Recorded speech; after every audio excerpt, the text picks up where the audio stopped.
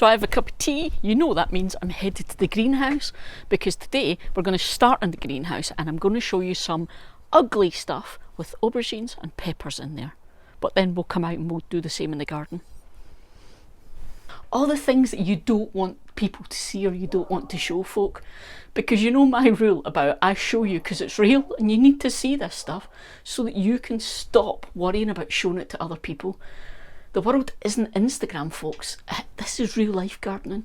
So I'm going to show you my aubergine first, and I'm going to tell you right now, they look like this because of me. I did it. So let's have a look. Can you see this? Do you see how all burnt and badly damaged that leaf is? All this brown and all the speckles, okay? That's not disease. That is burnt because I sprayed it with a neem oil spray that was too strong. And it's not just that one leaf. No siree, look. It's all of them. You see how bad this is? I mean, really, look. Yes, I did this. So let me tell you the story. So, story then. It goes like this. Aubergines, for me, just seem to seriously attract aphids. I've only been growing them for a few years, but I never used to really have a problem with aphids in the greenhouse until I got aubergines, and from the start I noticed those were the first plants to get whitefly and aphids very quickly, and they got it to the point where I struggled to keep on top of it. This year has been the worst year ever for it. These plants were absolutely covered, no matter how much I kept on top of squishing them, checking things, dealing with it, giving it blasts with a hose, all of it. No matter how much I did that, I just couldn't keep on top of it. The plants started to look pretty awful. All the flowers were dropping off, any little immature fruit was dropping off, they just looked awful. And then the aphids started spreading to my peppers. Now the funny thing is, I've never had aphids in the tomatoes, and even now with this, no, never ever got to the tomatoes, but it started spreading to my peppers, and you guys know, we're not having that, not on my peppers. So what did I do then? Well, basically, it was a last resort. The plants were going to die if I didn't do something. So I gave them a good old spray with some neem spray. So it was a solution of neem oil and water with a little bit of soap to emulsify it. And I gave them a spray with that, because that then helps. It kills off the aphids and any new ones that hatch afterwards. There's neem in the plant system, and when the aphids suck the sap, it then affects them. Cycle. But what I did was, because it was so bad, I gave it 2 sprays over the course of maybe 4 or 5 days. But unfortunately, the plants were in such a sorry state, they just didn't cope. But it's okay. Notice how I'm not embarrassed, I'm not worried. It's okay. The plant's okay, it's not dead, it's just not thriving. What I'm going to do is cut my losses. You can see we now have a couple of new flowers on the plant. It's starting to recover. But those flowers will not turn into aubergines. It's too late in the season for me now.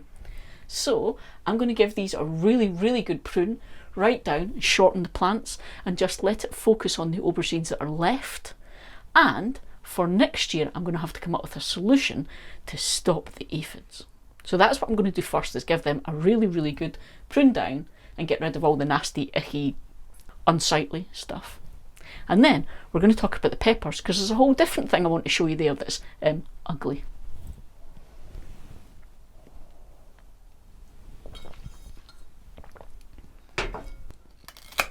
Sorry, little guy. Appreciate you trying, but just a bit late.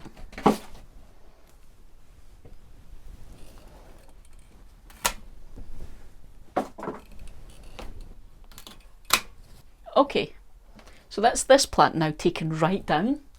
There are still some leaves on there, and it is forming new leaves. I can see there's buds in place. It'll be fine. There's enough on there for what it needs to just ripen up the fruit that's on there. This one now, this is a much bigger plant. This one, no fruit on it. Let's get rid of that.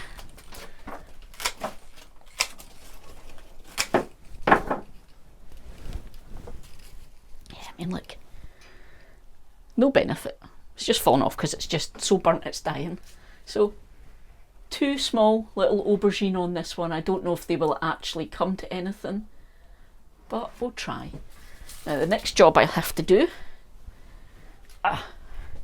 is get up and give this shelf a clean, because one of the downsides of having aphids is they secrete a really sticky sap, and if you leave it anywhere, because it's got sugar in it, it's sticky, it goes mouldy, because mould loves to grow on that kind of thing.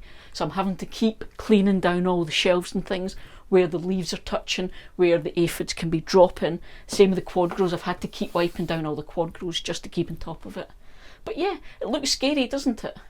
But it's the end of the season for me, so there's no benefit in leaving all of that there. It's not going to produce any new aubergines, it's just about trying to get these ones to ripen. Yeah, it's not the end of the world. Next then, peppers. Let me tell you what happened with them. Oh. Okay, I'm hoping I've got you in shot then and you can see all these peppers. Two varieties of peppers I'm growing. That makes it sound way more glamorous than it is. I've got 4 plants in total. 3 of those plants are these bell peppers. They're King of the North. It's a variety I absolutely love. It's one that's been grown and it does well in a slightly cooler climate. So great for us. I find they're great producers and I get really good sized peppers.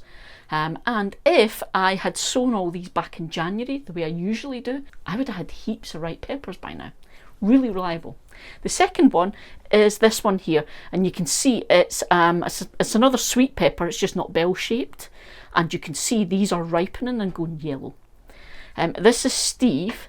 This is the plant that the seeds came from Robin's container garden, and they're seeds that she has saved over the years, originating from a pepper she bought in the supermarket. So it's about year 3 now of saving seeds and bringing on, and we think it is now stabilised into these yellow peppers, because the first year she got a mix of red and yellow peppers, and we want the yellow because they were the best tasting. So we think it's stabilised, and that is this plant. It's called Steve because I did this one as a single seed challenge. The idea of those videos is that you sow a seed and you really monitor it and spend a lot of time kind of keeping an eye on things and just getting to see how it grows and what's happening. It's a whole thing about, you know, just slowing down the pace and taking some time. Now originally he was called Pepe, but I don't know if you guys can see, but I've got the logo on here from Green Side Up, Steve's YouTube channel. I did those videos with Steve. It was a thing we were doing together, and unfortunately Steve passed from cancer earlier on this year, so this became Steve. He's been renamed in honour of Steve. But yeah, now so far it looks good, doesn't it? Massive big peppers. The plant's really healthy and lovely. It obviously survived the neem oil to kill all the aphids, but all is not as it seems, because this is the pretty side. Now I'm going to have to actually prune some peppers off to show you this, but that's okay.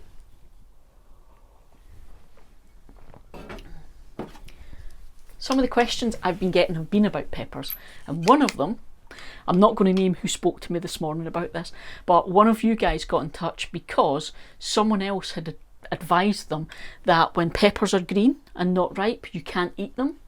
And they didn't think they were going to manage to get all the peppers to ripen this year, so they actually took down their plants and put them in the trash, which I think is really sad because that's not true. So yes, it's great and fun if we get our plants to ripen, but you can eat these green. You don't have to wait for them to ripen. This is still a viable crop. It's just the way it is. So these, when they're ripe, will go red. They don't change through different colours. They go from green to red, and red is the ripe pepper. It's a nice bright red. These guys, it's obviously yellow or yellowy orange. You get different coloured peppers. Some go through kind of yellow before they turn red. You just have to know your variety. But let me tell you about all the ugly with this then. Now, advanced warning, I'm going to cut some peppers off here to show you the uglies. It's okay, don't worry.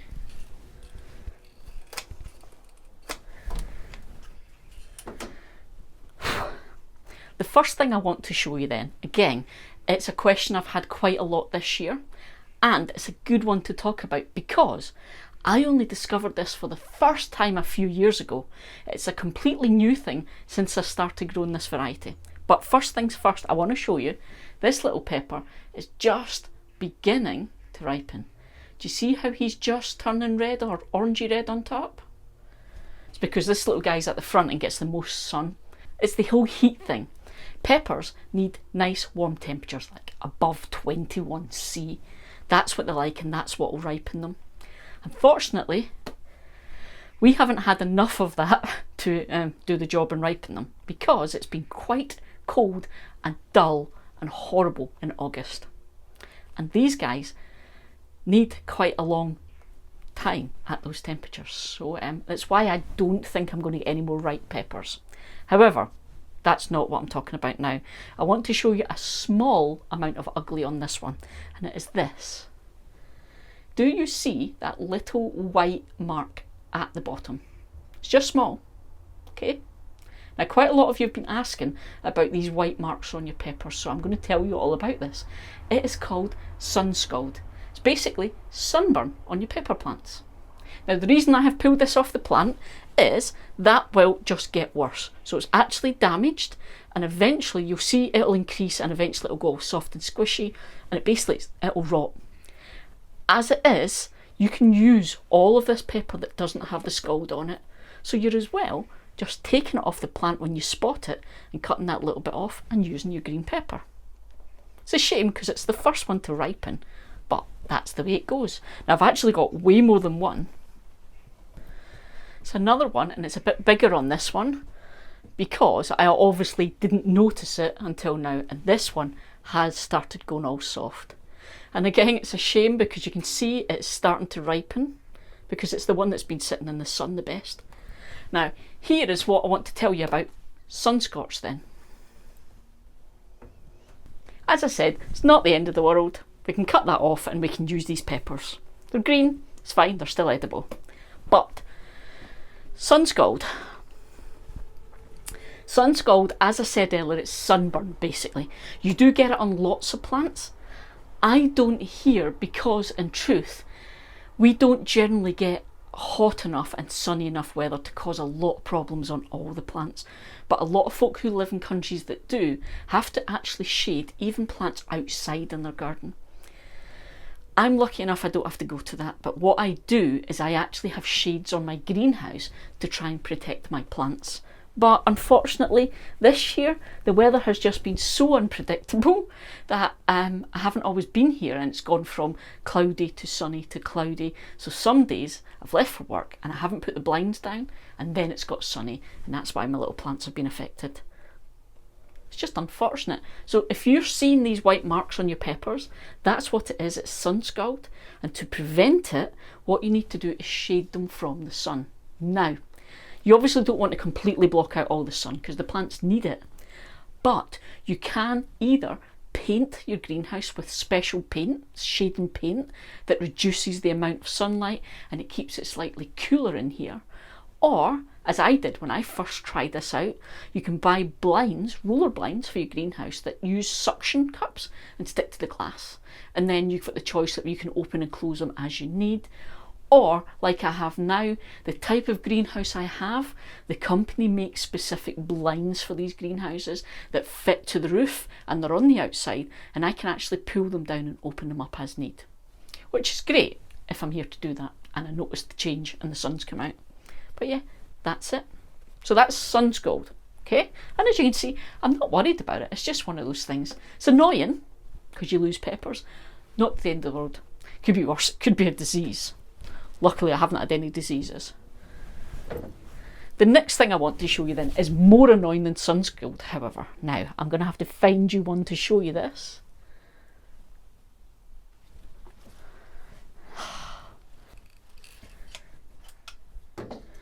Couple of things then with this one is the shape.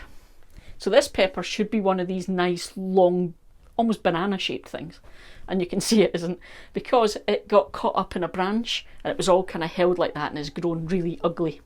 Secondly though, can you see there's a hole in it? Yep. That hole is where a little beastie has gone and munched its way in and has probably made home inside that pepper. So yeah, that's unfortunate. That to me is more annoying because it's just someone else stealing my harvests. So yeah, so that was an ugly shape and it had the beastie eating it. So there you go. Uglies with the aubergines, uglies with the peppers. Let me show you some uglies outside. Oh, we better be quick. Oh, you've started on the hanging baskets. Yeah, that one was totally dead. So you could look, I made you tea so you could have a little break because you've been working hard. Why do I feel deeply suspicious as your motivation for bringing me a cup of tea? I want to show them the hanging baskets. No, but... I know, this is the thing. Go on then, how do you feel about people seeing your hanging baskets? Not great. I've already got rid of one. That one is looking awful. The other two, I might be able to tidy them up a little bit, but it's... yeah. Give me one word how you feel about people seeing them. Embarrassed because they look awful. Thing is, it's okay. That's how they all feel all the time, and they compare themselves to everybody on Instagram. So It doesn't look perfect all the time. no, it doesn't, and it's life, and we're going to deal with it, and that's okay. You can go and have a wee break if you want, because I'm going to go and get all this bits and bobs done, and I'll tell you about the hanging baskets, because we might have plans. Right at this minute we haven't worked them out yet, but by the end of the video we might have plans. Bye. So Kate said this is the worst one, and also you saw that there, she said she's embarrassed, she doesn't want you guys seeing it, and that's the whole point today. Is you're going to have spells where your garden doesn't look brilliant, you're going to have individual plants that at times aren't going to look brilliant, and you think it's worse than everyone else does, so just chill, it's alright. These are past, that's all it is. They've been going all summer, they have been absolutely stunning, worked their little socks off, if plant roots have little socks. But now they're just like, oh, finished Eli, and that's fine, because what we'll do is we'll take them out and we'll redo the hanging baskets with something else. Just unfortunately I wasn't organised enough to sew anything else and get anything else going. But hey ho, that's what the garden centre's for. So, hanging baskets are about to get a bit of a refresh. Not the end of the world. It's okay. Don't be embarrassed. Your cosmos are lovely, my darling. Thank you. Actually, they're not bad in here, are they? No, they're still pretty good out here, actually. Again, they're a bit stretchy because they're reaching for the light, same as the petunias in the baskets. Yeah. But they've still got loads of flowers on them, still looking awesome. Still got loads of buds. I mean, dozens and dozens, so... Do you want me to show them the one in Dahlia? Your favourite one. Come and see this. One single cosmos in HMS Dahlia. So if you don't know the story of this planter, I will shove a link in the description and at the end of the video, and you can see us making it and planting it up, because boy has it filled in and it looks fab. This cosmos is the best cosmos in the entire 2 gardens. It's a single plant, so it hasn't had to compete for light, space, nutrients, water, and it's just strong, and the shape on it is lovely. Unfortunately, Kate's decided this is the one she wants to save seeds from, because it's such a good strong plant, and she has to now resist the urge to deadhead. There are a couple here that are starting to seed, so do not, because if you deadhead you can't collect seed. But yeah, now shall I, do you mind me showing them out front? Yep, that's a yes then. Let's go. These 3 planters have been full of Kate's cosmos all summer. We refer to it as the cosmos hedge because it was so full and tall.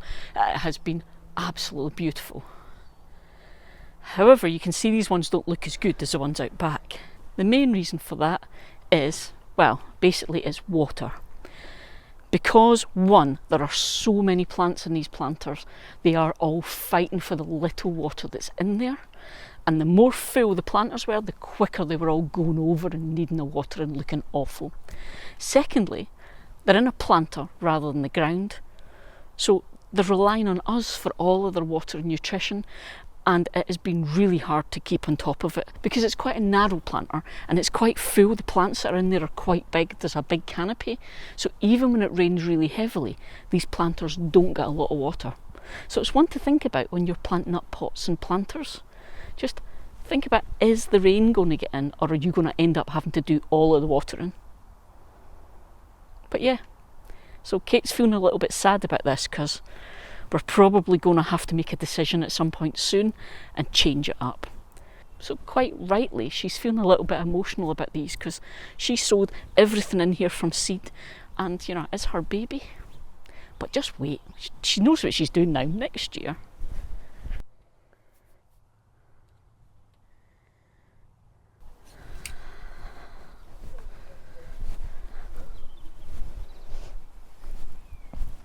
So there you go.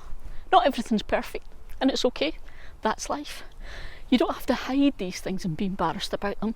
It's part of gardening. It just happens. Do you feel any better now? No. I need to tidy. Have you got any thoughts then on what you might want to do with your hedge? I want to try and keep it going as long as I can because we have plans for what we're going to do with these. So I don't want them to be empty for too long. Yes. So I'm just kind of trying to keep it going. Yes, we will be having lots of spring bulbs here, which we have just been shopping for, so we'll show you that next week. Let you know what we've bought. Hope that makes you feel better then. Don't be embarrassed, it's all part of gardening. Show it off. Show that your garden's real. And as promised, that video all about making HMS Dahlia is here. And if you want to see my video about trying out the blinds to beat the Sunscald, it's here. And I'll see you next time, folks. See ya!